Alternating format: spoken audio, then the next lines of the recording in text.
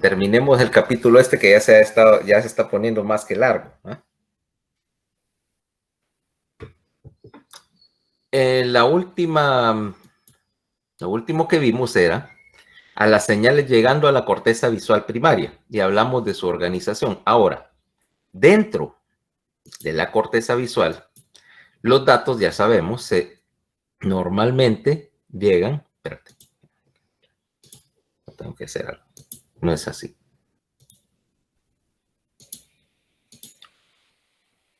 Ahora sí. Listo. Las señales que llegan a la corteza visual llegan usualmente provenientes del, bueno, no usualmente, llegan provenientes del tálamo.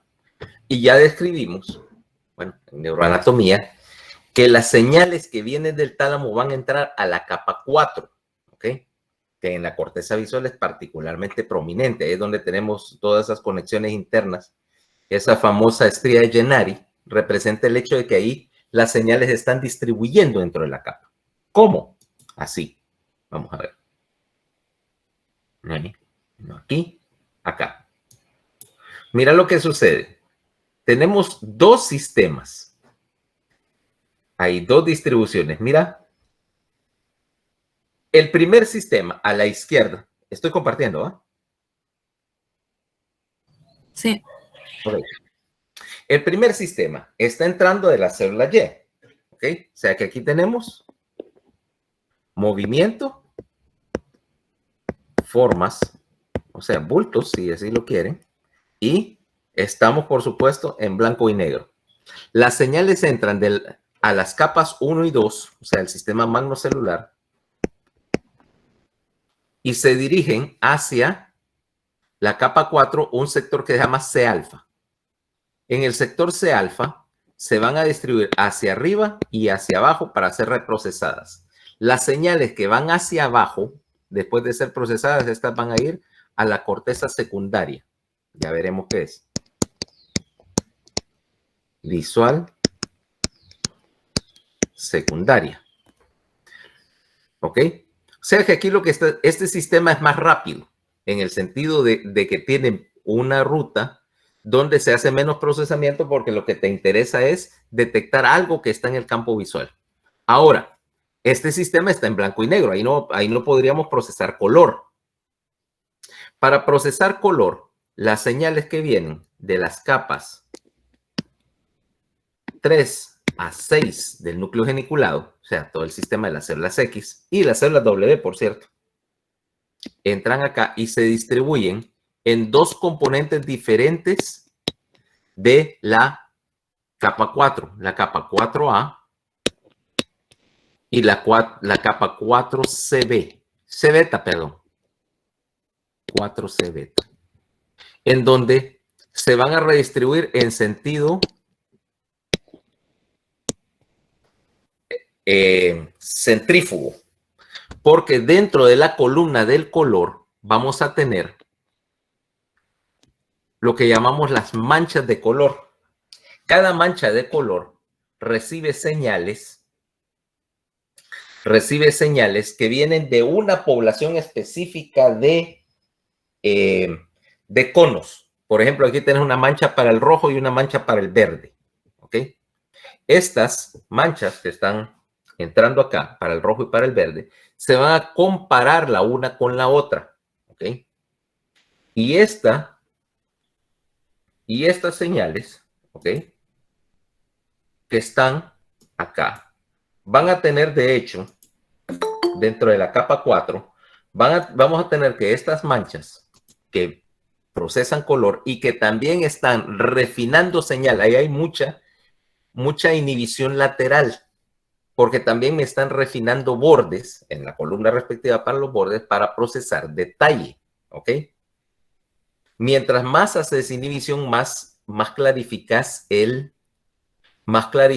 detalle, la detección de borde, que es lo necesario para hacer discriminación, para resolver un objeto. ¿Ok?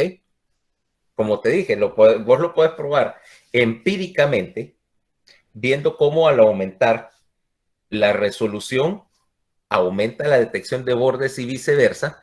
Prueba, por ejemplo, con poner tu video típico de YouTube, cualquiera, y empieza a cambiar de 144 a 240 a HD y ves cómo los bordes que eran borrosos se van haciendo más claros. Eso es lo que te interesa cuando estás trabajando. Ahora, aquí, las señales que entran, aparte de procesar color y detalle, van a hacer algo más. ¿Dónde está mi lápiz? Aquí. Vamos a quitar esto un momentito.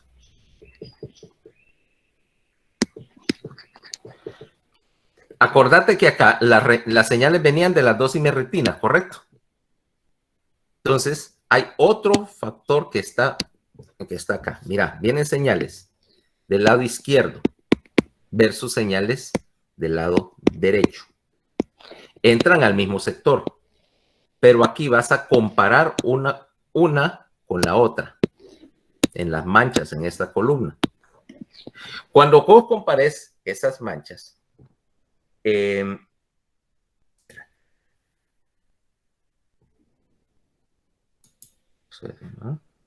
menos. ¿Qué pasa a esto? ¿Qué le pasa a este dichoso programa? Ahí. Cuando vos compares estas dos señales, vos vas a tener dos cosas. Aquí tenés que una de las dos columnas tiene cierta dominancia sobre la otra. Y vas a comparar la columna no dominante con la columna versus.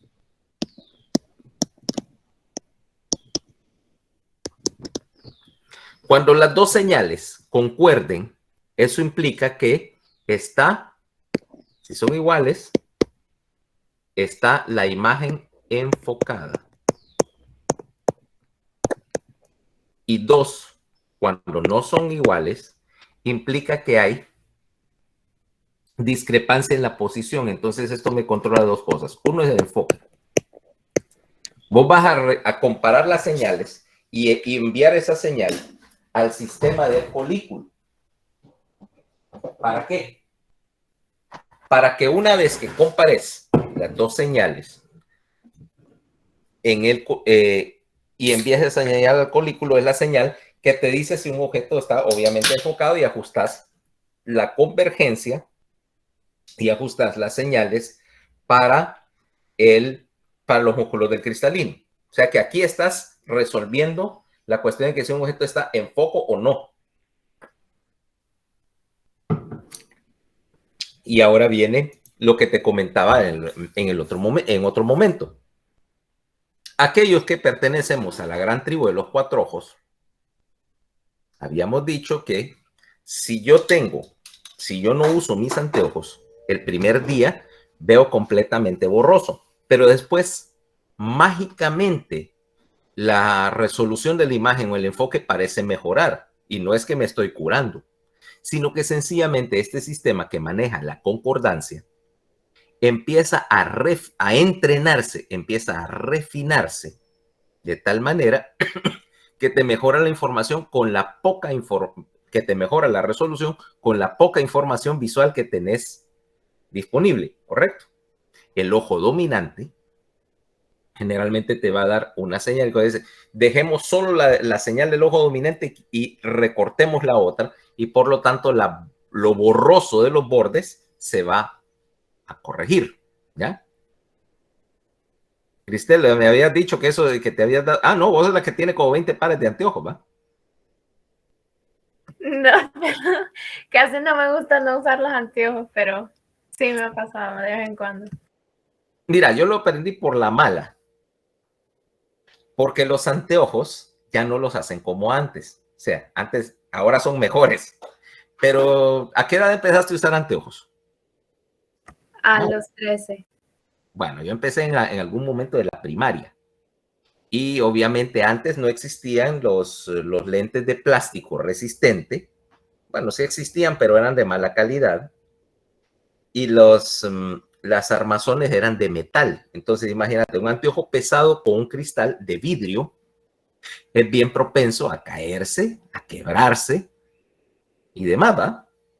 Entonces, era mentira que en el colegio no fueras, qué sé yo, jugando, practicando deporte o lo que fuera, fueras a quebrar más de algún par de anteojos. Entonces, el problema era que, mira, yo tenía dos, eran relativamente caros también. Entonces, tenías uno en la óptica y tomaba 2 o 3 días mínimo que te arreglaba. Aparentemente, como hay que cortar y pulir el vidrio, eso toma más tiempo.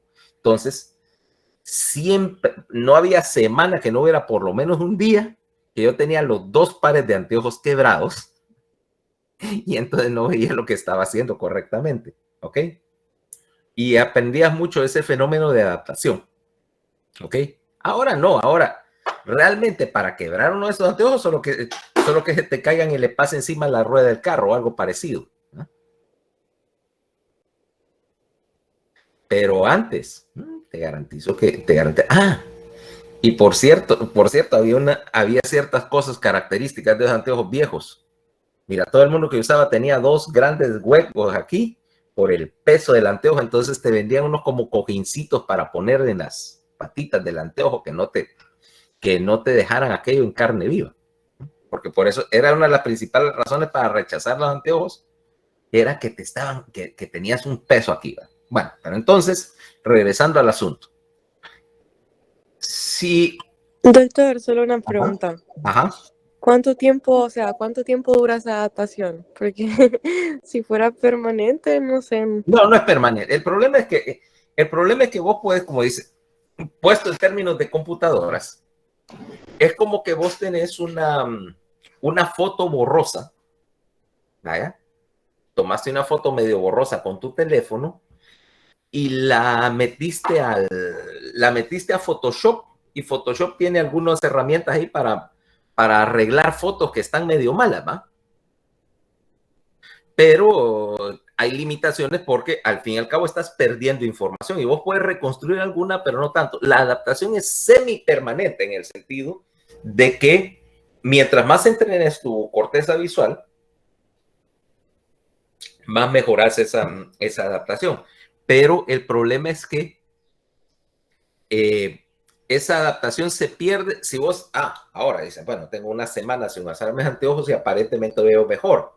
Vuelvo a ponerme los anteojos y va a pasar 2 cosas. Como esa corteza está, por así decirlo, hiperadaptada, al principio, cuando volvés a ponerte los anteojos, sentís que mirás extraño, ¿va? Que hay un poco de distorsión en tu campo. Y como a las 24 horas se desadapta la corteza, o más bien se readapta a ver ya con la corrección puesta. Y de cualquier manera, como te mencionaba, sí te va a mejorar la visión, pero no creas que, por ejemplo, si usas unos anteojos con 2 o 3 dioptrías de graduación, o sea que estás seriamente comprometido, que eso te va a permitir ver con claridad. No llega a tanto, ¿ok? Normalmente toma 24 horas más o menos en adaptarte y readaptarte, pero no pudieras decir que es permanente en ese sentido, ¿ok? El refinamiento es constante, pero no del todo. O sea que se tiene la percepción de que se está viendo bien, pero en realidad no. No, se estás viendo mejor. Estás viendo mejor, pero no estás viendo bien, ¿ok? Bien, vaya, puesto así. Porque vos puedes incluso jugar un poco, acordate a jugar con tu enfoque, jugar con el cristalino, para dar la mejor imagen posible. Pero no en el sentido, no estás viendo bien, estás viendo mejor. ¿Okay? Y la percepción sí, eso es una cuestión perceptual, ¿ok? Una cuestión perceptual. Acordate que lo que vos estás interpretando conscientemente como visión es precisamente lo que ya se filtró a través de todo esto. Entonces ya no es la percepción, no es la información cruda que entró en la retina. ¿Ya? La idea subyacente es que el sistema es reprogramable, ¿ok? El sistema es reprogramable. Y la razón básica de eso es que no necesariamente o no el 100% de los casos, aunque tu sistema óptico sea perfecto, no siempre tenés información completa, ¿ok? Y el nombre del juego es tratar de sacar la mayor cantidad de información útil, de una información visual que no siempre está ahí toda, ¿ok? Ahora, además de esto, además del enfoque, te permite hacer ese cálculo que te dije de la percepción de distancia, ¿ok? Si yo suprimo la señal de un ojo, no puedo calcular profundidad. Y esto es porque, como habíamos mencionado antes, el concepto de paralaje, o sea, el hecho de que la imagen de un ojo y la de otros están ligeramente diferentes, de los dos ojos no están exactamente en la misma posición, esa diferencia es lo que me ayuda a calcular a mí lo que llamamos la estereopsia, o sea, la visión en 3D. Para ver en 3D tenés que tomar dos imágenes 2D, fusionarlas y compararlas. Eso es lo que está haciendo esa columna, ese sistema parvocelular también. Estás comparando las dos imágenes para obtener una idea de la percepción de profundidad, ¿ok? Ahora, esa percepción de profundidad es útil para determinarte la distancia y con bastante precisión hasta unos 20 o 30 pies, ¿ok? Que por cierto, esa era una de las cosas que a mí siempre me impresionó de un caso, no tiene nada que ver con la medicina, sino que alguna vez oíste hablar del piloto que aterrizó un avión de pasajeros sobre una presa, sobre un dique. ¿Nunca oíste hablar de esa historia? No, solo me sé la de... No, Esa es famosa. Es famosa, es un salvadoreño. Por cierto, viene aquí todos los airshows, Dárdano. Este señor solo tiene un ojo. Él perdió un ojo, él trabajaba para una compañía pequeña y estaba en la guerra civil del Salvador. Entonces el tipo aterriza a recoger una gente y en eso vienen los guerrilleros, empiezan a hacer una tirazón y le volaron un ojo. El tipo logró salir y llegar a San Salvador volando con una bala en la cara, ¿va?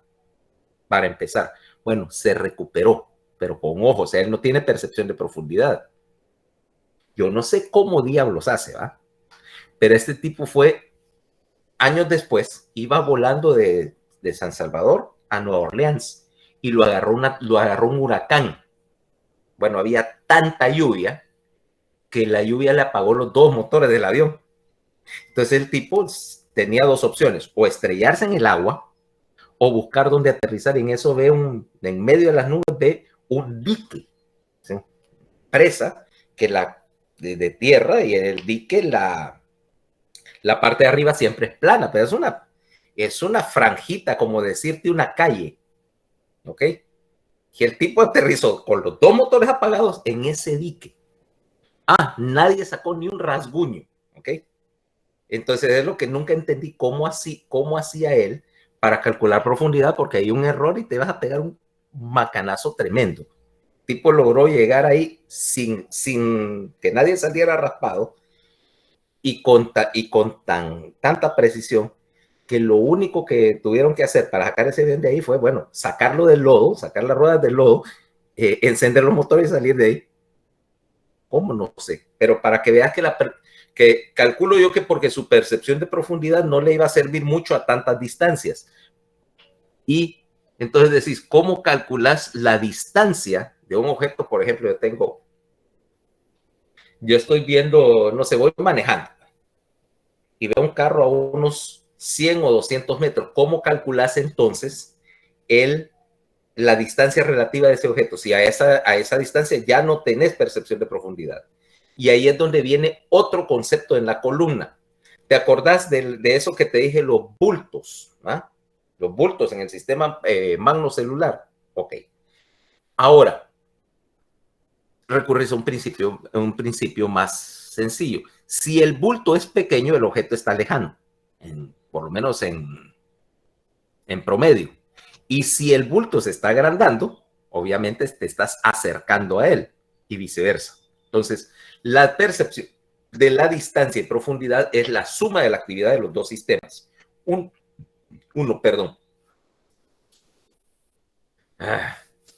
Ando medio revuelto el estómago porque cambié la dosificación del medicamento para el control del azúcar, ¿va? Y eso El problema es que estas cosas, como no es insulina, sino que es otro medicamento, cuando cambias la dosis te da unos síntomas gastrointestinales horribles porque te paraliza todo el tubo digestivo por 2 o 3 días. Entonces, ya te imaginas. Ya te imaginas. Entonces, si me ves así que tengo cara como de estómago revuelto, no estás para nada equivocado. Ok. Entonces, ya tenemos 2 componentes: color, profundidad, concordancia. Ahora, estas señales, después de que las pasaste y las filtraste en las columnas de la corteza visual primaria, entonces ahora vas a analizar también acá la orientación de las líneas. ¿Te acordás que en el núcleo geniculado y en las células ganglionares tenías una serie de conexiones entre las células ganglionares y una serie de neuronas concordantes en el núcleo geniculado que me permitían determinar la dirección en general de las líneas, desde horizontales, verticales o en cualquier ángulo? Un grupo de neuronas específicas en la corteza visual primaria. Estas neuronas van a ser lo que llamamos la primera es lo que llamamos las células simples. Básicamente están respondiendo a una señal del núcleo geniculado que me dice que hay una línea en X orientación. ¿Ok? Aquí tengo células simples que respondan a estímulos horizontales, otras a estímulos verticales, otras a estímulos en diferentes ángulos. ¿Ok? Y estas células me van a permitir hacer otra cosa.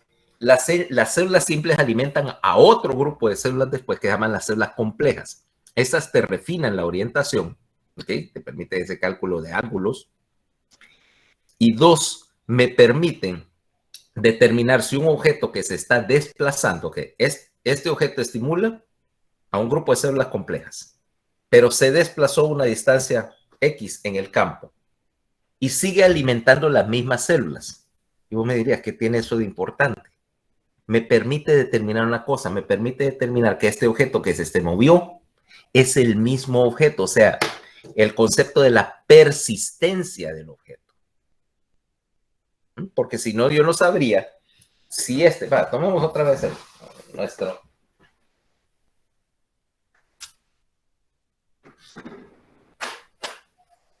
Tomemos esto.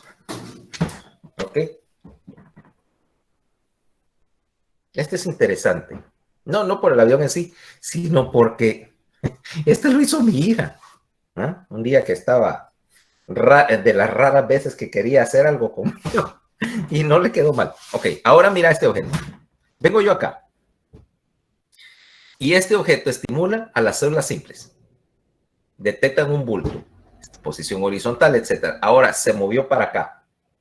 ¿Cómo sabría yo ahora que este objeto que está ahora en una nueva posición en mi campo visual es el mismo objeto o es otra cosa que salió? Como las células complejas me detectan la persistencia y el movimiento y están siendo estimuladas siempre por el mismo objeto, aunque se haya desplazado, me permiten saber que este objeto no se borró y apareció acá, sino que sencillamente se desplazó. Me ayudan a calcular la dirección y la velocidad del movimiento también, ¿ok? Porque estoy sacando ahora una información de qué tan rápido están cambiando la señal a través de esa población de células. Ahora, aquí ya tengo, por lo tanto, todos los componentes básicos de la imagen. Pero una vez que yo hice ¿cómo se llama? Perdón. Que hice este procesamiento aquí en la corteza visual primaria, donde estaba usada, en el área 17. ¿Ok? Pero como ya lo hemos mencionado, si yo solo estimulo la corteza en este sector de la corteza visual primaria, yo no obtengo una imagen, no veo objetos, veo pedazos de objeto, rayas, líneas, bordes, manchas de color. Y de hecho, si yo agarrara y empezara a estimular eléctricamente la corteza, eso es exactamente lo que voy a ver. Necesito reconstruir esos componentes para hacer una imagen. ahí es donde entra el reprocesamiento de esta señal y pasamos todas las imágenes con todos los componentes que hayamos visto acá y lo vamos a pasar a la corteza visual secundaria en BA18. BA18 entonces va a ser reconstrucción.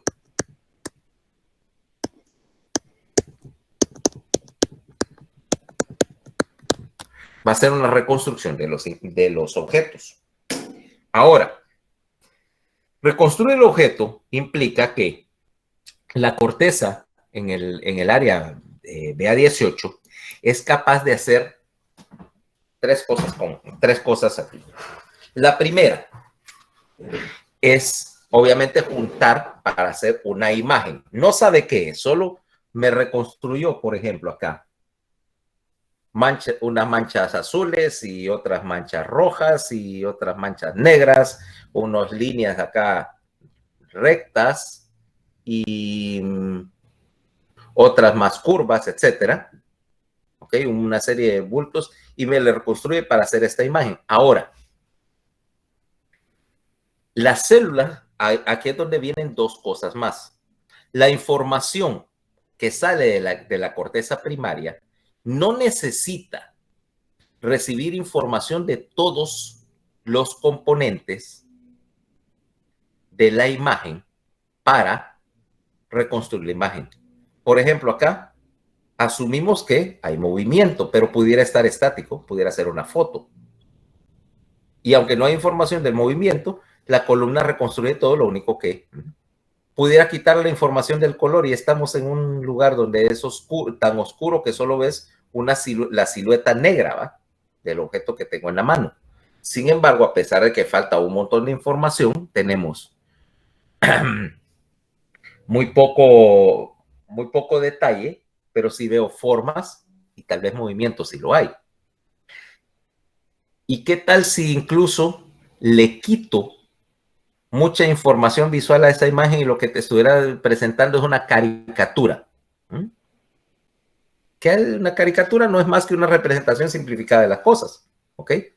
Sin embargo, a pesar de que puedes quitar 95% de la información visual, todavía puedes reconocerlo como algo.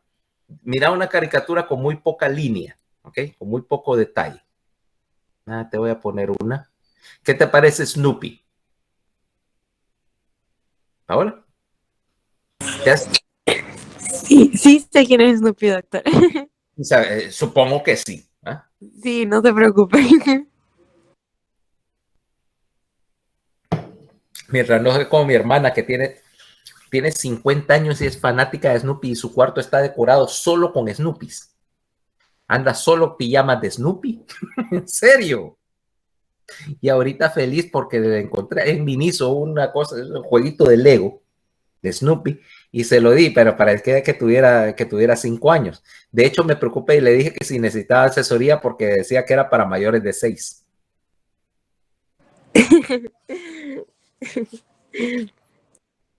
Ahora te das cuenta cuáles son las consecuencias nefastas de dejar que alguien lo críe mi mamá.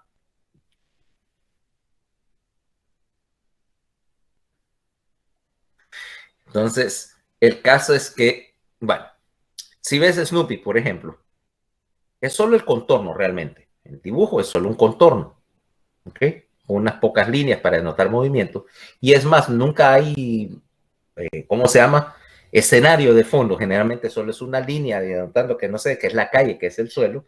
Y lo más que vas a ver en términos de detalle o de fondo es la casita de perro, ¿va? Que es el contorno de la casita. Sin embargo, tu corteza visual es capaz de rellenar los espacios en blanco. Que eso es una cuestión que puedes hacer porque aquí puedes utilizar la información de bulto y o sea, de la detección de bultos, de las celdas simples para hacer, por ejemplo, esto. Yo tengo acá, esto es un círculo, pero ¿qué tal si el círculo yo lo hago incompleto? Por ejemplo, ahí es un círculo abierto, te das cuenta, el de abajo es un círculo abierto o es un arco realmente, pero no está cerrado. Sin embargo, tu corteza visual cierra acá y lo interpreta como un círculo. 2, ¿te acordás de las células complejas? Bueno, hace 2 minutos lo hablamos. Importa muchísimo este sistema para pasar la información a la corteza visual secundaria, porque me permite, esa persistencia del objeto, me permite calcular 2 cosas. Una es la rotación y otra es la distorsión. ¿A qué me refiero con rotación y distorsión? A esto, tan sencillo como... Espera, esta no. Esta es otra cosa. Por ejemplo, tenemos esto, mira. La letra A es la misma letra, A y A. Lo único que las proporciones cambiaron. Hubo distorsión, ¿correcto? Sin embargo, a pesar de que hubo distorsión, tu corteza visual secundaria es capaz de reconocer a estas 3 cosas como lo mismo. ¿Ok? Cosa importante porque ahí es donde falla, por ejemplo, la mayor parte de los intentos que se han hecho para hacer que las computadoras reconozcan imágenes, es que se traban en esto. En encontrar las equivalencias de un objeto. Con lo de la visión, por ejemplo, lo de rellenar información, vaya, por ejemplo, tenés acá esto. ¿Qué es eso? ¿Qué te acabo de dibujar? Un vaquero mexicano. O Mel Zelaya, vaya, parece para todo efecto.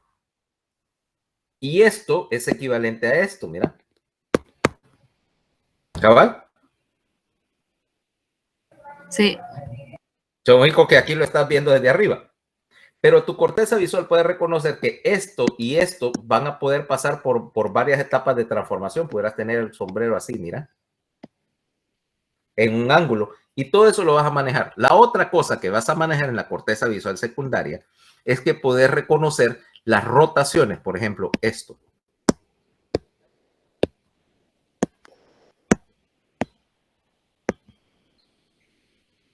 Son lo mismo, ¿no? Son el mismo objeto. Lo único que he rotado 90 grados, 180 grados cada vez. Ese tipo de equivalencia es necesario porque si no, solo podrías reconocer los objetos en una posición, en la posición que los aprendiste, por así decirlo. Y no pudieras entonces utilizar esa información para reconocer un objeto que no estuviera en la exacta misma posición y orientación.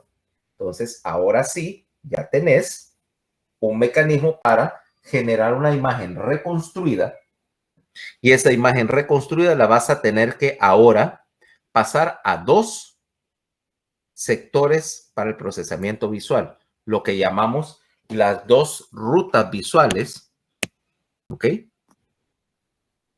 Las 2 rutas visuales, o ¿cómo se llaman?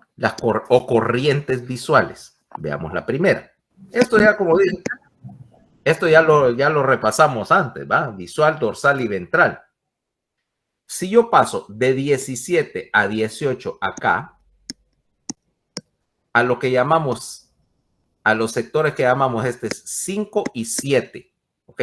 La corriente visual dorsal. La corriente visual dorsal me procesa, en términos simples, la respuesta a la pregunta ¿dónde? ¿Ok? ¿Dónde? Porque aquí estás manejando la forma y posición precisamente recopilada de esa información que te dio la corteza visual secundaria sobre las traslaciones y rotaciones, y la detección de movimiento que vino de las células simples pasan acá. Y aquí les falta otro detalle.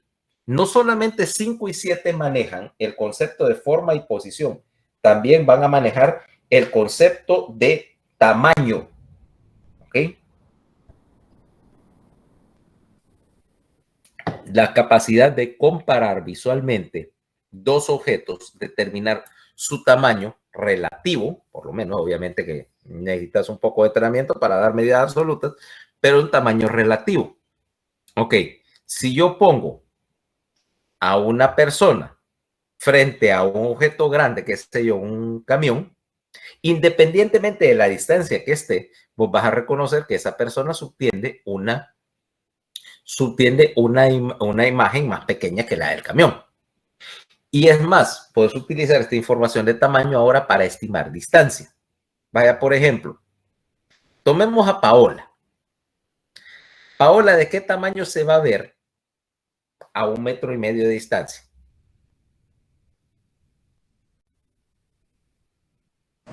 Doctor, eso mido, doctor. Dije a 1,5 metros de distancia, no de estatura, pero está bien. Ok, ya aceptaste 1,50. O sea, pero tenés una imagen en el campo, en mi campo visual. Ahora te voy a poner a 50 metros de distancia, media cuadra de distancia. Si yo sé que me dice 1,50 y sé el tamaño de tu imagen y veo tu imagen así chiquita, digo, bueno, Paola es pequeña, pero no puede medir 1,5 centímetros. Está lejos, ¿ya? Y aún así, por ejemplo, pongo a Paola a 50 metros de distancia y al lado de él está, qué sé yo, Daniel Murillo, que supongo que mide más de 1,50, ¿va? Mide más de 1,50, ¿va? Me estás arruinando la clase. Y entonces yo puedo saber que Daniel es más alto que Paola a pesar de la distancia. ¿No? ¿Cómo? 1,72. Ok, o sea que habría una diferencia visible, independientemente de la distancia. Ahora, puedo hacer otro truquito más. Si yo sé cuál es la altura percibida de Paola y yo sé que mide 1,50, puedo estimar la distancia. Es un cálculo trigonométrico, ¿va? Si lo querés hacer con precisión, pero ya sé más o menos qué tan lejos está. Puedo utilizar ese truco, ese concepto del tamaño ahora para estimar la distancia cuando ya mi percepción de profundidad ya no alcanza o sencillamente nunca alcanzó porque no andaba puestos los anteojos. Ahora, ahí como hace el negrito es el TikTok. Ahora, ahí ya tengo ese concepto de tamaño y de la posición relativa de los objetos. De hecho, aquí ya cuando entramos en esta corteza visual que ya es terciaria, te das cuenta que eso ya está transportando información directamente a tu conciencia. Y si transporta a tu conciencia, hay otro fenómeno. Tenés palabras específicas para esa clase de cosas que perciben a tu conciencia. Ahora, ¿qué palabras me sirven para denotar lo que está percibiendo mi corteza visual aquí en 5 y 7? ¿Hay palabras para ello? Aún no formamos una imagen. No, ahí ya tenés una imagen. Tal vez no podés ponerle un nombre, pero sí tenés palabras para denotar no lo que es, pero sí dónde está.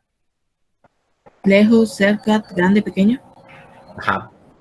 Alrededor, alrededor, alrededor, alrededor, arriba, abajo, a través, cerca, lejos. Eso no sabe la referencia a eso, ¿eh? No, doctor. Plaza Sésamo. No lo miraba, no me gustaban los muñecos. Esa la cantaba el que es azul, Archibaldo. El azul de la narizota roja. ¿Ok? De acuerdo, pero fíjate que Plaza Sésamo es un programa hecho para niños pequeños, ¿va? Ni que van al preescolar, estamos hablando 2 o 3 años. Y para los muñecos los hicieron para ellos porque de hecho les fascina, ¿ok? Mira cualquier menor de 3 años cómo le pones a Elmo y se vuelven locos, ¿va? Ok. Entonces, precisamente porque es una forma de educación, es de entrenar esos conceptos a la corteza, el hecho de que hay palabras para designar todo ese tipo de relaciones espaciales. Arriba, abajo, sobre, adelante de, atrás de, cerca, lejos, estás implicando que tenés un concepto, y de hecho es un concepto común a todos, porque si no pudiera haber una palabra común, para la relación espacial dentro de un objeto. O sea, yo puedo decir que, por ejemplo, que ahorita que el avión está sobre mi cabeza, ¿ok? O está debajo de ella, o bueno, en este caso a mi izquierda. Yo sé que tu pantalla está al revés, a mi izquierda o a mi derecha, ¿ok?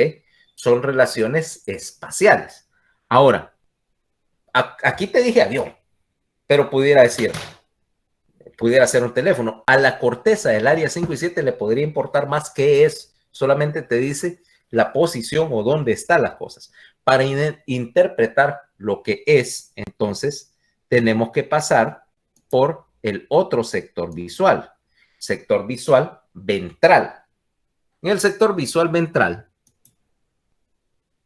y yo sé que tal vez esto parece repetitivo porque ya lo vimos, pero para que quede bien reforzado.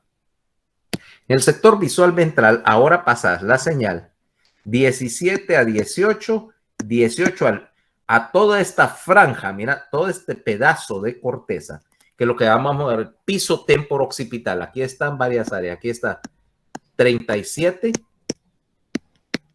y 20. 37 va a tomar la imagen reconstruida y va a empezar a identificarla, a refinar la percepción de detalle y color.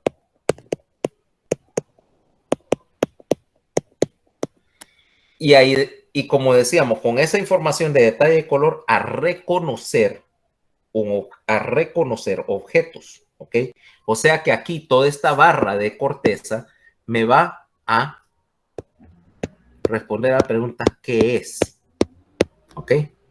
37 tiene varios sectores. El más interesante de todo es lo que llamamos el sector FFA, el área fusiforme para las caras. Espérate, te lo voy a poner acá. Brain Tutor.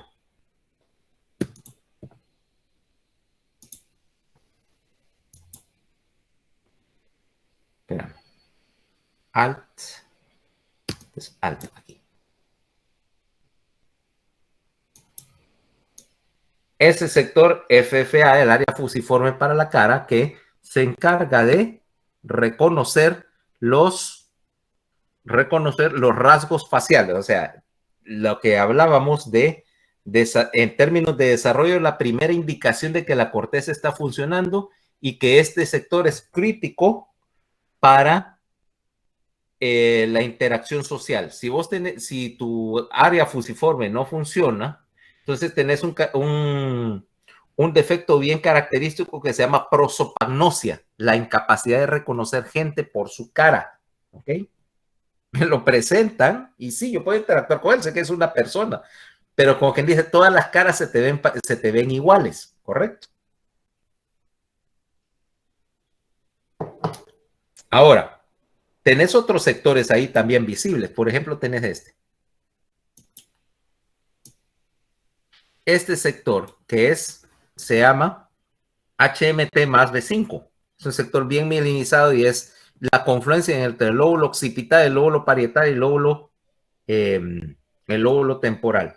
Este es un sector donde de hecho sos muy sensible a, ¿cómo se llama? Al reconocimiento del movimiento. ¿Te acuerdas lo que te dije?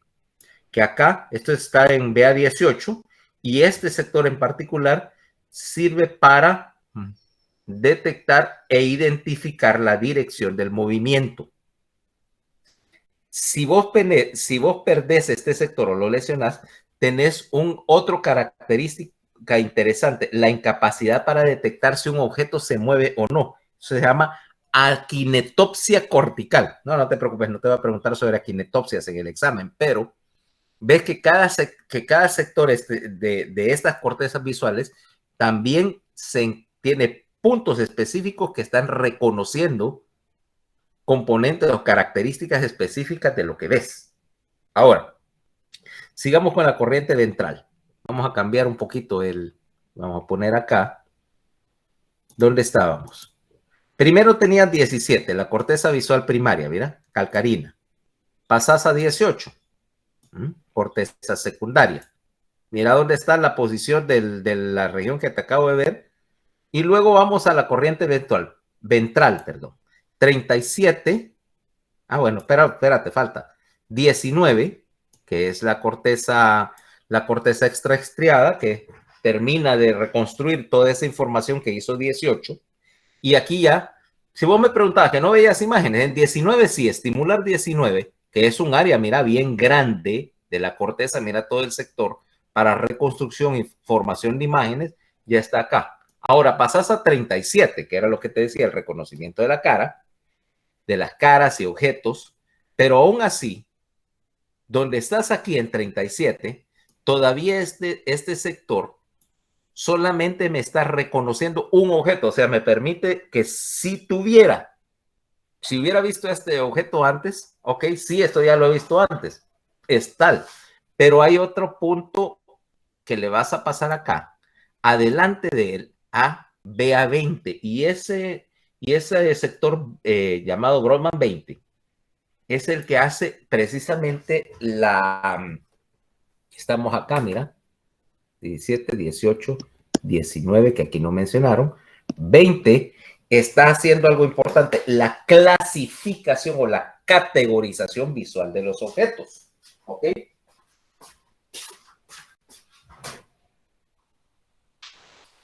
¿Por qué? Porque tu percepción, ¿ok? Ahora decís, estamos bajo la idea de que todo aquello que tiene una percepción consciente tiene palabras. Ahora, esa categorización visual de los objetos, el asignarle una palabra a algo, depende de que vos seas capaz de reconocer las características distintivas de este objeto, ¿ya?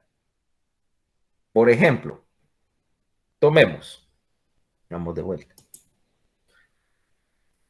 Tenemos este objeto, ¿va? Tiene ciertas características distintivas, ¿no? Dos alas, un abanico grande dando la vuelta acá, etcétera, etcétera. ¿Va? Ok, vos lo metes dentro de una categoría, ¿ok?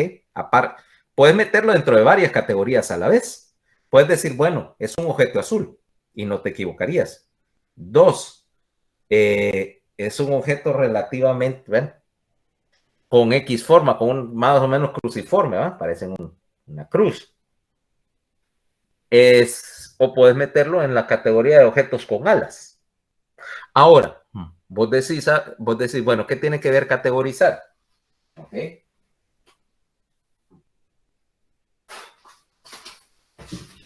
Estos dos objetos tienen suficiente parecido para decir que están en la misma categoría, ¿correcto?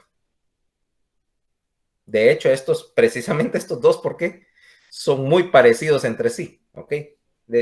Uno es, como dice, la versión modernizada del otro. Ahora, cuando haces esta categorización, vos estás buscando similaridades.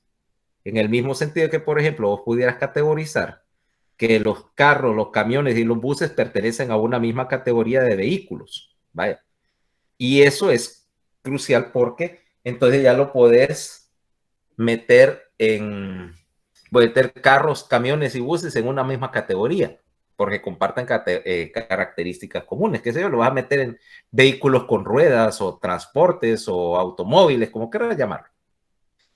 Y eso me dice mucho a mí acerca del uso de los objetos. O sea, desde el momento que yo veo que esto, dicen, bueno, ¿en qué categoría lo puedo meter? Visualmente. Pequeño, gris, largo. Puedo decir que, bueno, por el brillo, como es brillante y reflectivo y plateado, podría decir objetos metálicos. Aunque no creo que esto sea metal, supongo que es plástico pintado, pero objetos metálicos. O lo puedo meter en la categoría de cosas que parecen palitos, ¿ya? Y agrupar lo que sé yo con palitos y otros tipos. Puedo meterlo con lápices y similares. Parece un lápiz, aunque no escriba directamente en el papel, pero lápiz. Entonces te das cuenta que tres cosas similares, objetos pequeños, efectivamente, objetos pequeños, si definís arbitrariamente que esto es pequeño versus, no sé, yo lo consideraría medianos porque tal vez mi percepción o con lo que trabajo son objetos más pequeños, pero tenés la idea. pero todavía no sabes cómo se llama. Para ponerle nombre, ahora, ya que tenés las características, podés interactuar con otra área que está acá, que es 21. Vea 21. Es el punto de intercambio entre dos sectores cruciales. Uno es el sector visual, el otro es el sector del lenguaje y de la audición. Ahí vas a hacer dos cosas. Uno, integrar el concepto de X objeto desde el punto de vista visual con el concepto de cómo suena. Y dos, como la corteza auditiva y la del lenguaje, ahí en particular en el lado dominante, en el hemisferio izquierdo de la mayoría de la gente, están conectadas, entonces aquí sí ya puedes asignarle una palabra para denominar ese objeto. Ok, ahora ya tengo y puedo asignarle un nombre. Esto se llama, eso se llama avión. Perfecto. Ahora,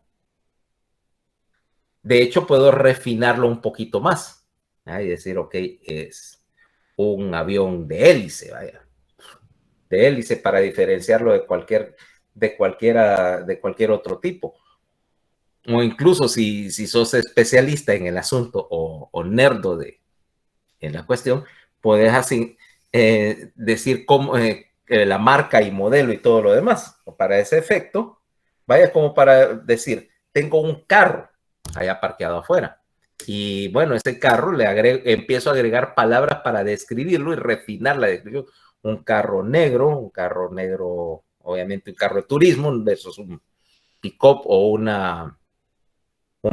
un bus, y decir, bueno, es un turismo negro, y si sé que es, ok, sí, que es un Honda Civic o un Corolla o un Nissan Sentra o algo así, mediante los detalles. O sea, mientras más paso la señal a través de cortezas sucesivas, agrego más información a la descripción. ¿Ok? O sea que tu percepción o tu identificación y proceso visual depende de que las dos corrientes visuales, dorsal y ventral, estén trabajando. Y me vas a preguntar, ¿y son independientes la una de la otra?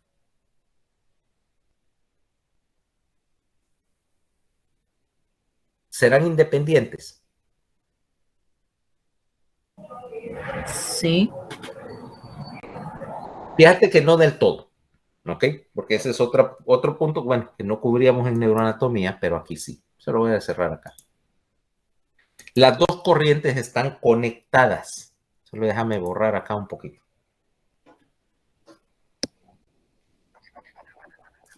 Están conectadas. Aunque las dos procesan aspectos diferentes de la percepción visual, las dos corrientes tienen alguna interconexión, porque aquí hay un fascículo, hay un tracto de fibras que las conecta entre 5 y 7 y 20. Este que está acá, ese tracto de fibras se llama el fascículo perpendicular.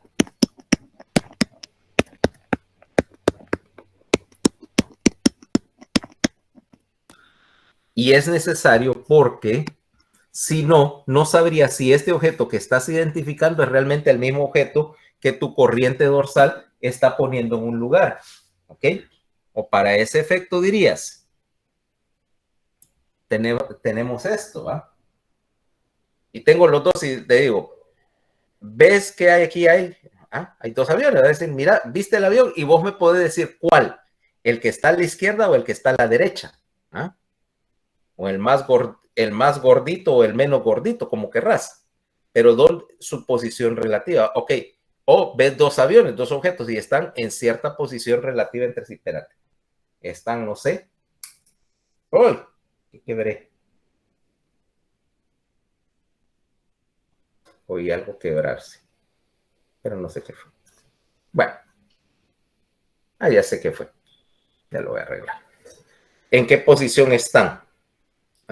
Entonces, necesitas interconectar o interactuar con las dos cortezas para que tú Y es una puntita minúscula. Bueno, necesitas interactuar con tus dos cortezas para que esa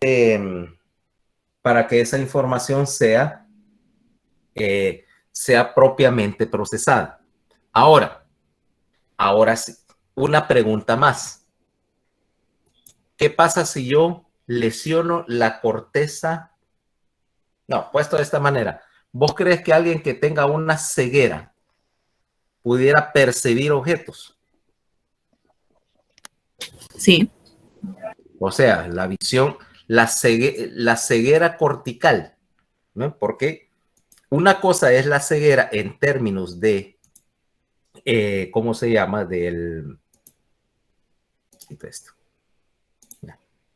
Una cosa es la ceguera a nivel ocular o retiniano, donde obviamente si no está entrando información no hay nada que procesar, y otra es la ceguera cortical.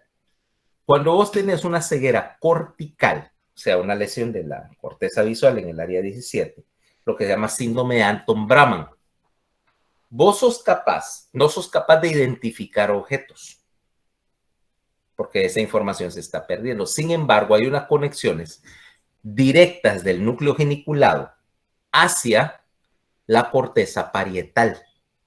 Y eso me permite preidentificar las regiones de interés en el campo visual, ¿verdad? Donde hay algo que está cambiando, que se está moviendo. Y eso me trae una característica interesante, que es lo que se llama la visión del ciego.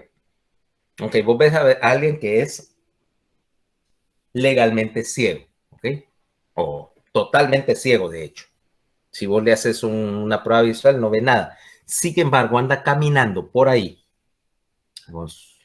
y de repente alguien le tira un objeto, le tiras una pelota, el tipo se aparta. Dice, no puedo, ¿cómo es que detectó la pelota y no la pudo ver? O andan caminando por su casa y no se tropiezan con los muebles y las cosas, aunque las hayan movido. Pudiera yo decir, bueno, yo no me tropiezo con los muebles de mi casa porque sé dónde están y de ahí no los mueven. Pero viene alguien y los movió y les puso un obstáculo en el camino y ellos lo...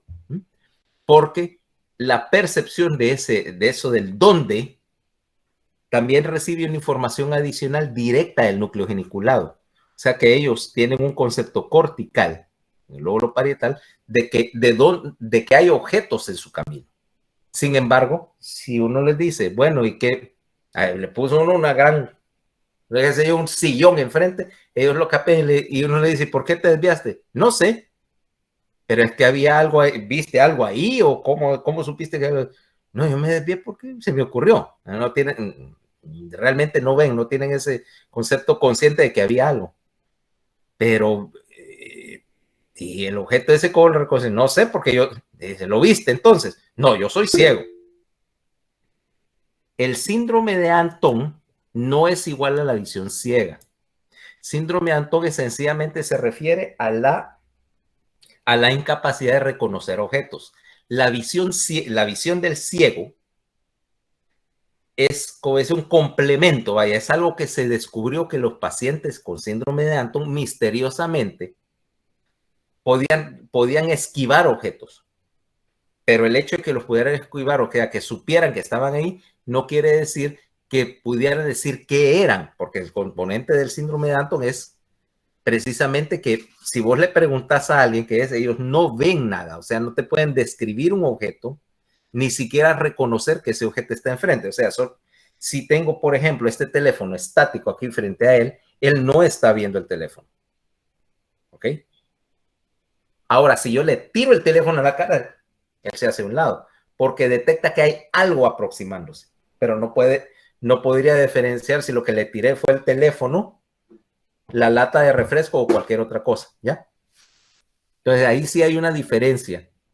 Hay una diferencia clara que te explica que reconocer la presencia del objeto y su posición en el campo visual, el campo visual, porque en teoría ya pudiera decir que no existe, no es lo mismo que la identificación del objeto. O sea que ahí sí hay cierta independencia y las conexiones que hay por el fascículo perpendicular no son suficientes para informarle a la corteza visual ventral de de qué es lo que se estaba aproximando, ¿ya?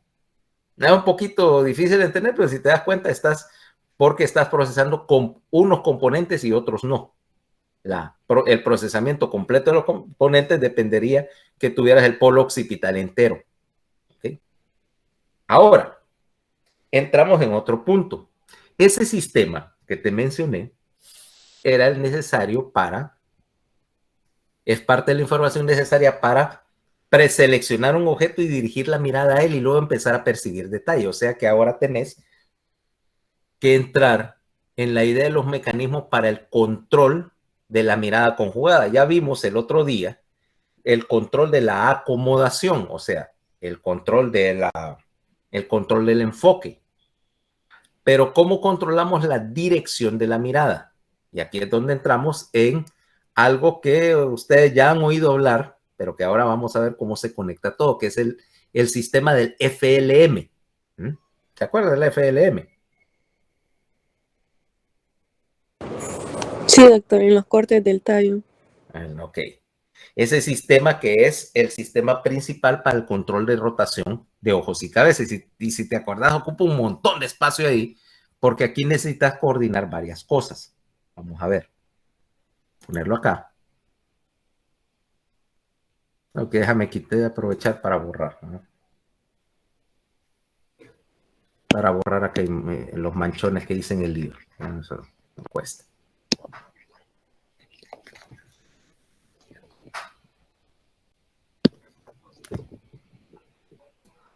Ahora vámonos acá. Mira.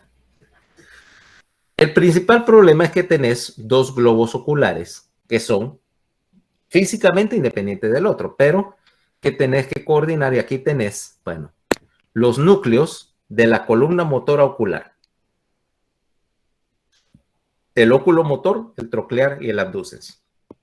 El abducens moviendo solo el recto lateral, el troclear solo moviendo el oblicuo superior o troclear y el óculo motor moviendo los otros tres rectos y el oblicuo inferior. ¿Ok? Eso ya lo sabemos. Y los tres tienen que estar coordinados porque aquí tendríamos sus contrapartidas. Óculo motor, troclear, abducens. Y el FLM entrando acá para coordinar estos tres y coordinarlos entre sí. O sea que el FLM es el punto donde vas a conjugar las dos entradas. El FLM está organizado de tal manera que una señal que entre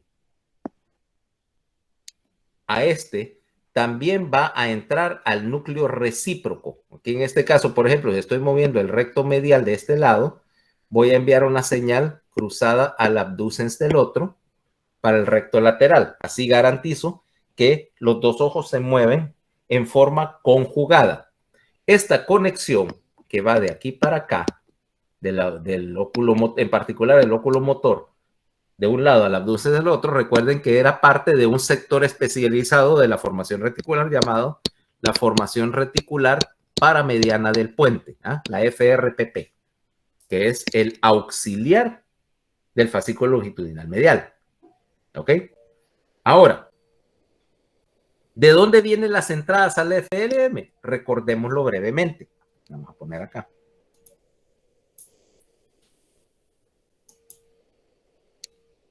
Si yo tengo acá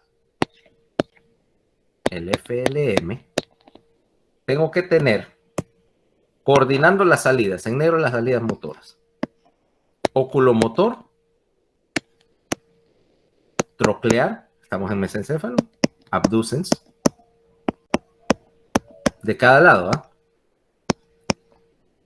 y coordinando la conjugación de la mirada y la mirada horizontal, en verde, la formación reticular paramediana del puente. Ahora necesitas más entradas. En primer lugar, necesitas saber, para mantener la mirada fija en un punto, necesitas saber, uno, en qué posición está tu cabeza. ¿Ok? Si la tengo girada para un lado o si la tengo girada para el otro, como sea. Y aquí necesito información propioceptiva. la información propioceptiva va a venir de, número 1, de los segmentos medulares C1 a C5 para la posición de la cabeza. Y más específicamente de la lámina 7. ¿Ok? La lámina propioceptiva. Lámina 7. Luego, también necesito información de qué dirección se está girando mi cabeza. Entran los núcleos vestibulares o el sistema vestibular. Para poder compensar el hecho de que la cabeza puede estarse no solo en una posición, sino moviéndose en cualquier otra. ¿Eh? Qué sé yo, andas en el carro y la calle está llena de baches y todo vos te está sacudiendo. Necesitas coordinar esto también con información que viene del cerebelo para ajustar el movimiento. Más específicamente del verbis.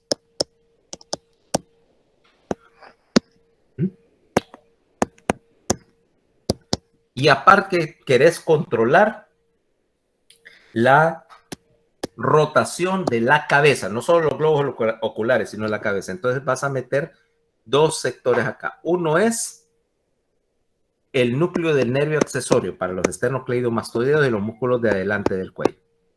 Y acá la lámina 9 de los segmentos cervicales C1 a C5 para poder mover el cuello y los músculos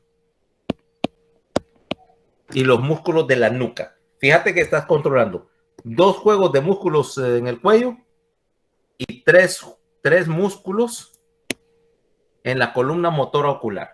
¿Ok? Ahora, todo este sistema, si lo ves acá, hasta ahí es autónomo, no implica a la corteza. Solamente te está trabajando reactivamente. ¿Ok? Bajo la idea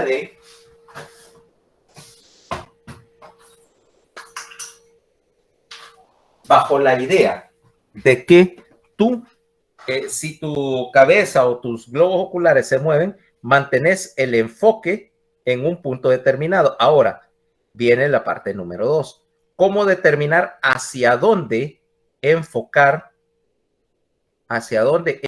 las cosas? Bueno, hay 2 maneras de hacerlo. La primera es reactivamente. Aquí es donde entra el colículo superior y el colículo inferior en el mesencéfalo.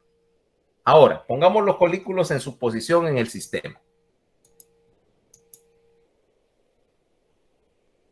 Vamos a poner acá. Colículo superior. Colículo inferior.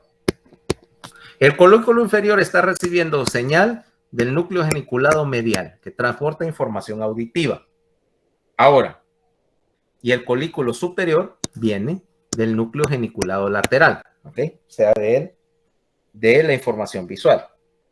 En el caso del colículo inferior, pues es obvio, un estímulo auditivo, una vez que el núcleo geniculado medial procesó el origen del sonido, la respuesta innata va a ser de que cuando escuches algo, particularmente un sonido fuerte, tu cabeza y tu mirada se van a dirigir para ver de qué es lo que sonó, de dónde viene el sonido y tratar de asociarlo con algún tipo de objeto que puedas percibir visualmente.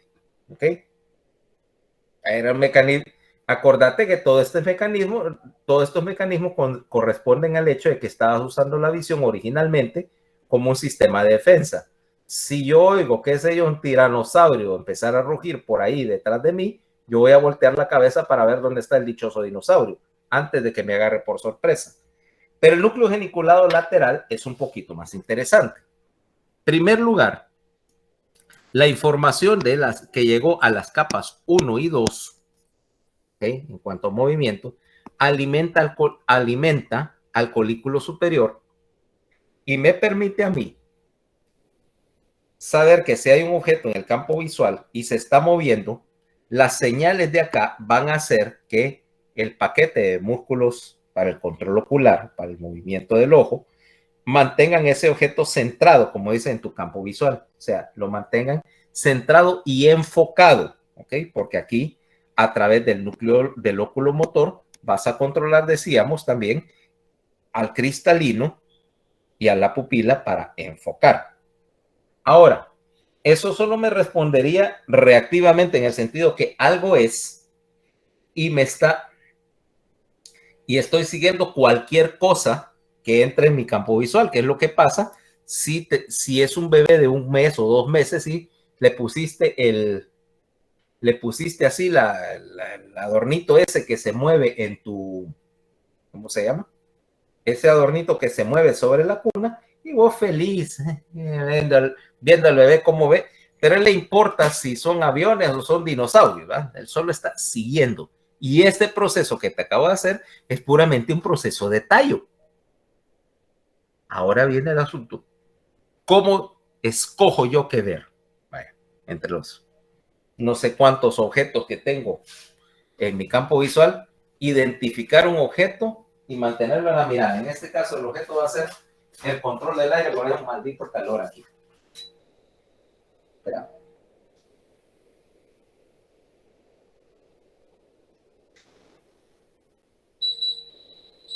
Ahí. Ok. ¿Cómo escoger para mantenerlo enfocado el control del aire versus, qué sé yo, la lámpara? Aquí es donde entra el control voluntario de la mirada. Y tenés esto. Quitemos esta tontería. Esto es puramente motilidad.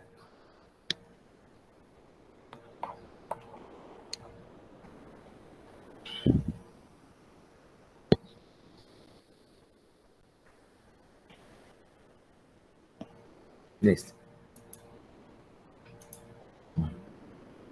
Ahora mira, todo el sector para el FLM ya completo.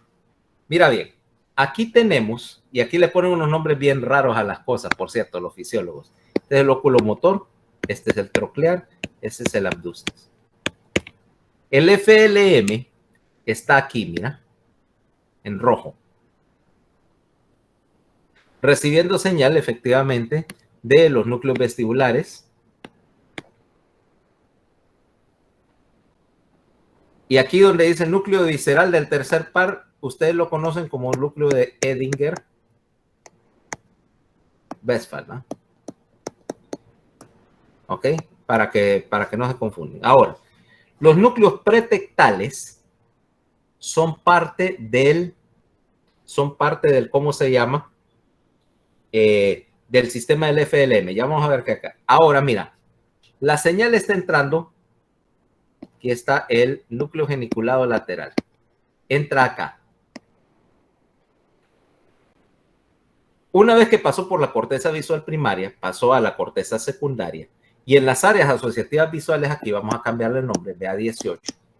Detectaste que había un objeto. Sumado aquí también con otra parte que es BA7, perdón, y 19, que alimentan también ese sistema. Y ves que tenemos lo que llamamos, aquí le llaman área de fijación involuntaria. Área de fijación involuntaria es una manera complicada de decir que aquí estás detectando objetos nuevos en el campo y que estás enviando información de aquí para, a través del fascículo, principalmente occipito tectal, a los núcleos pretectales y de los núcleos pretectales al colículo superior que controla o coordina todo esto. Ahora, hay un problema acá.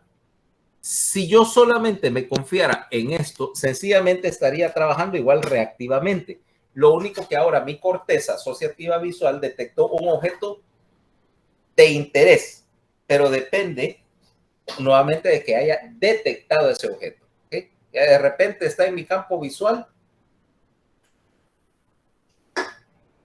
Estoy viendo el patio de la casa y por algún milagro viene acá y viene caminando por aquí, qué sé yo. Pamela Anderson hace 25 años, conste, ahorita ya es una anciana, pero Pamela Anderson en un micro bikini Eso es un área de interés en mi campo visual. Nadie lo negaría, ¿verdad? Entonces, sin embargo, esto es reacción. Eso solo quiere decir que si Pamela apareció por acá, magnífico. Pero si no se estuviera moviendo o no me interesara, o sencillamente es un objeto más en mi campo visual y dirijo la mirada, pero eso es reactivo. Ahora, ¿cómo escojo yo ver? Vaya, qué sé yo. Hay dos personas en traje de baño en mi piscina. Una es, como decíamos, Pamela Anderson cuando tenía 25 años, conste. Y la otra es tu señora presidenta, que debe ver de la madre en traje de baño, ¿va? ¿Cómo escojo hacia dónde mover mis ojitos? Ahí es donde entra el otro sector. Como obviamente una cosa es ver lo que apareció ahí, lo que es nuevo, y otra es ver lo que yo quiero ver, ¿ok? Lo que yo quiero ver, entonces ahí es donde entra el segundo componente. El área de fijación voluntaria, que nosotros tenemos un nombre para él, o ya le hemos puesto nombre, se llama el campo visual frontal, y que corresponde a un sector de la corteza prefrontal que se llama las áreas de Brodmann, 8 alfa, 8 beta y 8 delta. ¿Ok?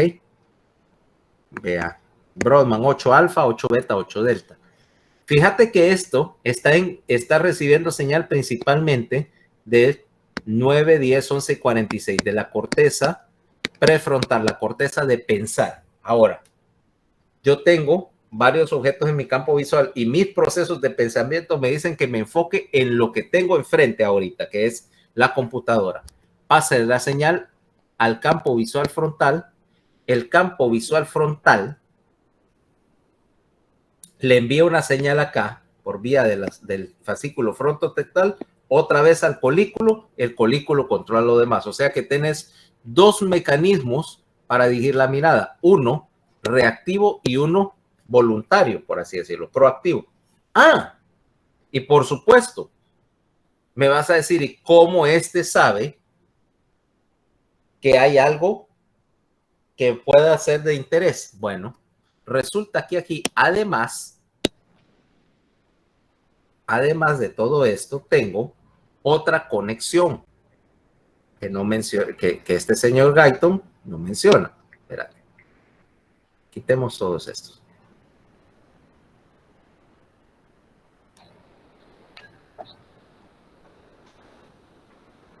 Entre las dos áreas visuales acá, entre el campo visual frontal y este sector parietal, hay una conexión. El fascículo occipito frontal superior, que me está conectando el campo visual frontal con la corteza asociativa visual y las áreas de fijación involuntaria. 1, 2. ¿Te acordás que te dije que aquí estaba el núcleo geniculado lateral? Que alimenta, obviamente acá, la corteza visual y acá también. ¿Te acordás lo que te dije de la visión ciega? Bueno, aquí está el tracto. Esta parte está dañada, pero mira que hay una conexión que viene del núcleo geniculado a la corteza parietal y este es un área visual. ¿Ok? Ya que ahí te explica la visión del ciego. Pero no solo eso, sino que además esta área de fijación involuntaria está recibiendo señal del pulvinar, que está en la parte de atrás del tálamo, y del núcleo medio dorsal. O sea que hay vías alternas para despertar la atención de la corteza visual e informarle que hay algo que pudiera ser necesario analizar en términos visuales. ¿Ok? Preguntas hasta ahorita, ¿cómo funciona ese mecanismo de fijación? Porque para que veas que hay más de una conexión ahí posible. Doctor, pero esta conexión entre del OFC sería, ajá, sí. sería que manda de una a la otra o solamente los conectan. Es bilateral. Todos los fascículos aquí de asociación largos en la corteza trabajan en los dos sentidos. O sea que también tenés información que está saliendo de acá, de la corteza visual frontal, hacia el campo visual, de la corteza, perdón, prefrontal, al campo visual frontal, a la corteza parietal. El sistema trabaja en las dos direcciones. Pero sería que ambos procesan puntos de interés, solo que uno de manera voluntaria y el otro involuntaria. Exactamente. Exactamente. Vaya, para que me entendas lo del campo visual frontal. Pongamos un caso. Yo estoy viendo, tengo en mi escritorio y estoy trabajando y tengo 3 libros acá. Estoy buscando información y tengo 3 libros. De repente los 3, y hay una ilustración que quiero analizar en más detalle, y entonces mi proceso de pensamiento le mandan señal a través del campo visual frontal para mirar voluntariamente ese libro. Esto es lo que estoy viendo, a pesar de que tengo un relajo en el escritorio, pero estoy concentrado en esto, o sea, depende de la atención. El otro, ahora, en mi escritorio, como te digo, tengo un montón de cosas. Y en el otro extremo de mi escritorio tengo una lata de refresco y por alguna razón, ¡pum!, se vuelca. En ese momento mi interés cambia hacia esto antes de que me llene de refresco el escritorio. Reactivo ante algo que cambió en mi campo visual. ¿Ya te diste cuenta? Los dos procesos tienen que ver con la conciencia, pero están siendo iniciados independientemente y se conectan a través del OFS, ¿ok? Se conectan para que uno sepa lo que está el otro, para evitar que si no, estarían compitiendo por el control de la mirada. Estás coordinando a nivel cortical el control voluntario de la mirada. ¿Okay? No sé si me expliqué con ese. Sí. Ya, gracias. Ya, ok. Entonces ahora ya tenemos una idea más o menos clara de todos los mecanismos de control y la acomodación ocular. ¿Hay alguna pregunta?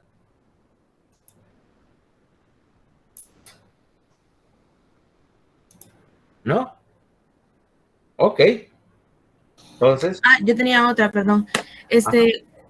Cuando estaba hablando de procesamiento en el área BA21 y que hablaba de que un objeto podría tener diferentes nombres, ahí mismo se hace el procesamiento de que ese objeto que usted decía, un carro, por ejemplo, lo denomine por una marca o lo denomine por una serie de números. Ahí mismo se hace. Sí. El concepto, vaya, lo que llamarías, acordate, 21 es un área que sirve a 2 propósitos. Uno es puramente lo que estamos llamando la nominación de objetos, pero también representa el concepto lingüístico del sinónimo, ¿ok? Para ese efecto, y como ves, podés llamar a algo de más de una manera. Vaya, qué sé yo. Tomemos, por ejemplo, cualquier objeto y puede tener 3 nombres en diferentes regiones. Por ejemplo, ¿viste Encanto? Sí. Los bichos, los roedores grandotes, en Brasil se llaman capibaras, en Argentina dicen carpinchos. En Colombia, donde es la película, se llaman chigüiros. Son el mismo bicho, que por cierto a mí me parecen increíblemente divertidos por la cara que te ponen siempre, como que nada los molesta. Entonces, es lo mismo, o sea, ahí reconoces que el mismo objeto puede tener más de un nombre. Y de hecho, para ese efecto hay cosas que tienen mucho más sinónimos. Vaya, por ejemplo, ponele, qué sé yo. La palabra dinero. Ese es el extremo. Pero yo te voy a poner algo más así. Por ejemplo, tenés una pluma estándar de escribir. Vaya. Algunos le dicen pluma, otros le dicen bolígrafo, otros le dicen lápiz tinta. Es el mismo objeto. Y lo identificarías por cualquiera de sus 3 nombres. Porque ahí es donde estás dando cuenta. Y porque esa sinonimia y esa categorización es precisamente un proceso en el cual vos te das cuenta que 3 palabras corresponden a un objeto que tiene exactamente las mismas características. Y digo, si estas tres cosas, que yo lo llamé de manera diferente, corresponden al mismo objeto, entonces quiere decir que son sinónimos entre sí, son iguales entre sí. Precisamente el hecho de que el objeto tiene una equivalencia en una palabra, también una palabra puede tener una equivalencia a un objeto, ¿ya? Y dependiendo qué tan específico seas, porque eso del sinónimo depende un poquito de la especificidad. Porque para vos probablemente, si yo te dijera, tráeme una hamburguesa para almorzar, y vos me decís, ¿eh? Puede ser cualquier hamburguesa, vaya. Yo no te especifiqué y vos te vas a la hamburguesería más cercana para traerme la hamburguesa. Diferente es que yo te diga que me traigas un tipo específico de hamburguesa. Ponele, quiero una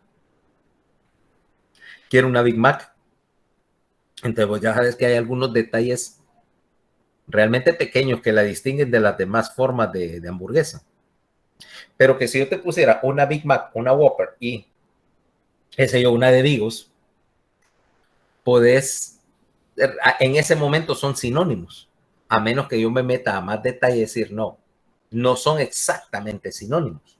Este es un poquito diferente, ¿ya? Pero sí, efectivamente, vos puedes debajo de ese concepto, de esa equivalencia, está también la conexión entre la identificación de objetos y el lenguaje que está detrás de ellos. Fíjate que de hecho, estaba viendo, bueno, relacionado, aunque no igual, el hecho de que, por ejemplo, hay una cuestión lingüística sobre cómo la gente denomina los colores, porque vos dirías, bueno, los colores son relativamente una cosa que son constantes, ¿va? Pues son conscientes. Para vos esto es rojo, ¿no? E interesantemente, prácticamente todas las culturas que tienen algún lenguaje definido y que definen el color, tienen el rojo. Pero sin embargo, para algunas culturas el azul y el verde prácticamente, para nosotros es bien diferenciado, ¿va? Pero en algunos lenguajes usan la misma palabra para decir azul que verde. ¿Ok? Lo único que le ponen algún calificativo para ser más claro. Pero en japonés en particular, originalmente era el mismo color y luego se separó. Luego se separaron las dos palabras y ahora aparentemente ya hay dos, pero es reciente. Porque es una cuestión cultural. Tal vez no le prestan importancia a esas cosas. O para ese efecto, cómo vas mejorando tu percepción cultural, vaya. Aquel cuento de lo que para vos tal vez es gris. No, este es gris, genérico. Pero a mí, y tal vez pudiera decir gris claro o gris oscuro, pero tal vez yo tengo un concepto más refinado o más detallado, y para mí hay como literalmente no hay 50 sombras de gris, hay más de 60. ¿Okay? Hay más de 60 que son casi iguales en algunos casos, pero no va a ser lo mismo. No va a ser lo mismo tal vez un gris muy claro que es casi blanco a algo que es casi negro, ¿va? Y hay grises que llevan un poquito de azul, otros que llevan un poquito de verde y se mira un poquito diferente el tono. Bueno, esa clase de cosas depende de que tu corteza está en constante entrenamiento y estás empezando a hacer diferenciaciones entre los colores. Por ejemplo, diferenciaciones entre también cosas como las formas, vaya, por ejemplo, esto es circular, pero para no es un círculo completo, es medio elíptico.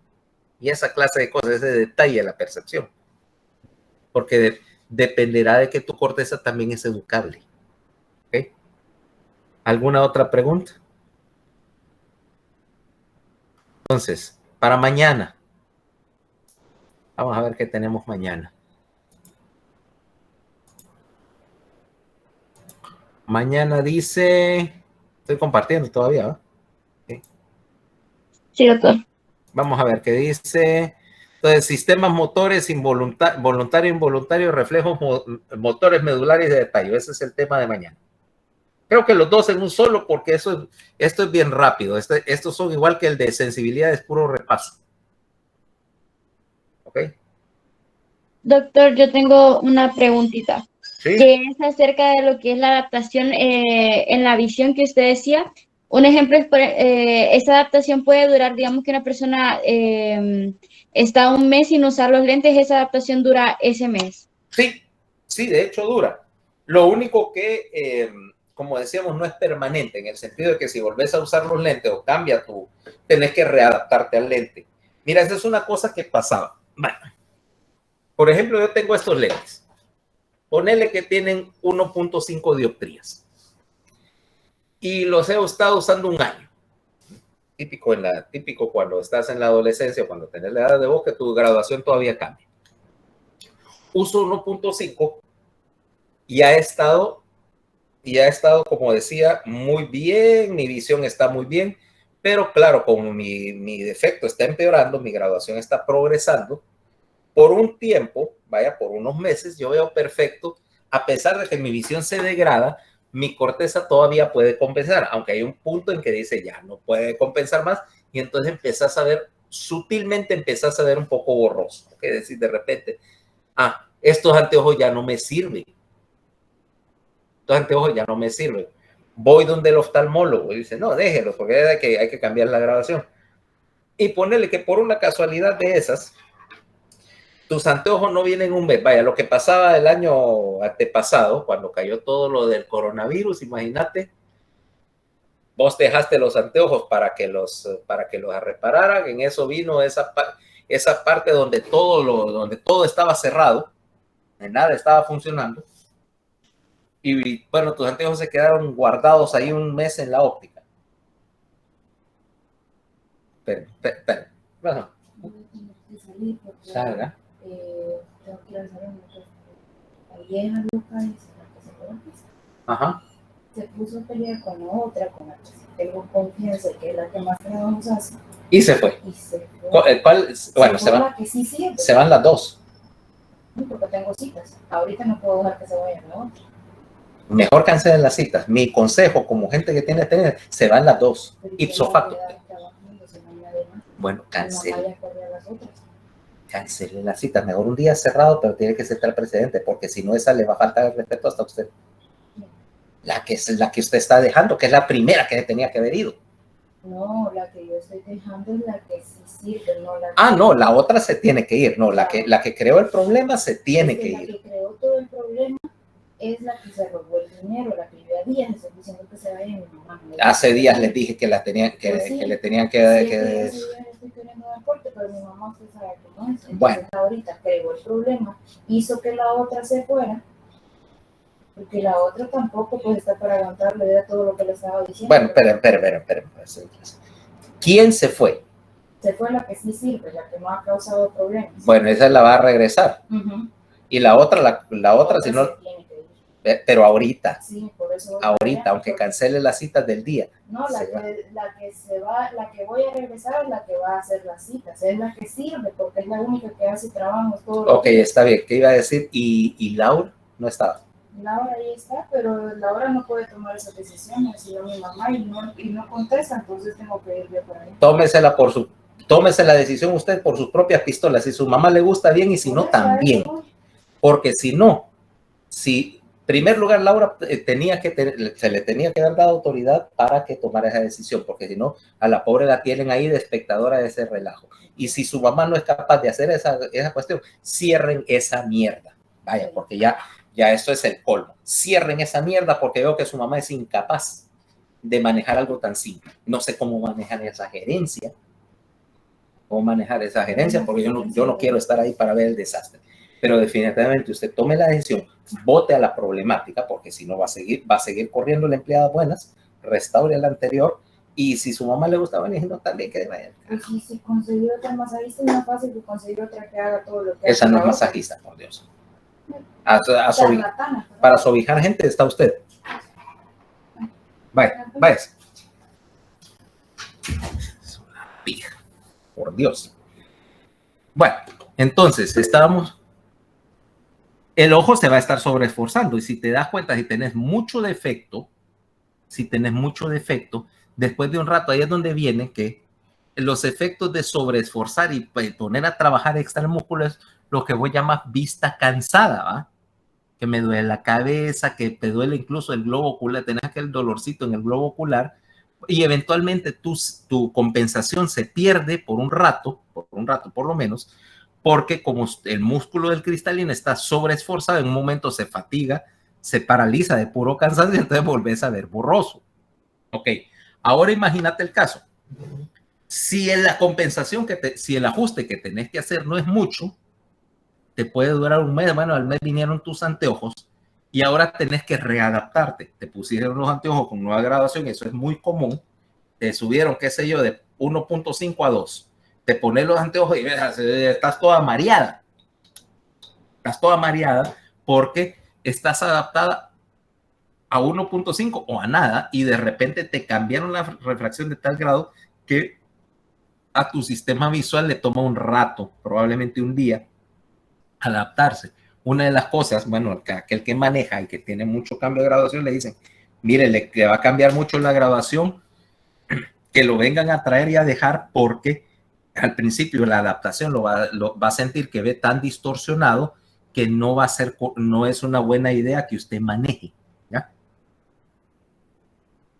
Que usted maneje, sí, y efectivamente ese ojo está trabajando, esos músculos oculares trabajan sobreesforzados y el resultado generalmente cuando tratas de vencer un error de refracción muy grande es un dolor de cabeza, ¿okay? Un dolor de cabeza y un poquito de mareo e incluso un poquito de dolor ocular. ¿Sabes cuándo vas a tener dolor ocular particularmente? Cuando tenés mucha diferencia entre un ojo y otro, porque uno más o menos puede corregir, pero el otro está tratando de llegar a la corrección, pero no puede y entonces el músculo se fatiga y de hecho tenés tu dolor de ojo, ¿eh? Te digo porque ya me ha pasado a mí, olvidar, por ejemplo, que se me olvidan los anteojos para leer aquí en la oficina, me voy a hacer algo o estoy leyendo un rato de noche ya en el teléfono, ¿eh? ¿Sabes? El clásico que te estás ya acostado y leyendo alguna cuestión en el teléfono sin anteojos y después de un rato te empieza a molestar. En este caso es generalmente el ojo izquierdo, que es el que tiene más defecto para enfocar de cerca, para leer. Entonces al rato ya me empieza a lagrimear el ojo izquierdo y el otro está relativamente bueno. Entonces sí te pasa. Sí te pasa. La compensación ayuda, pero tampoco es la solución si realmente tenés un defecto grande. ¿Ok? ¿Alguna otra pregunta? Hay que ver.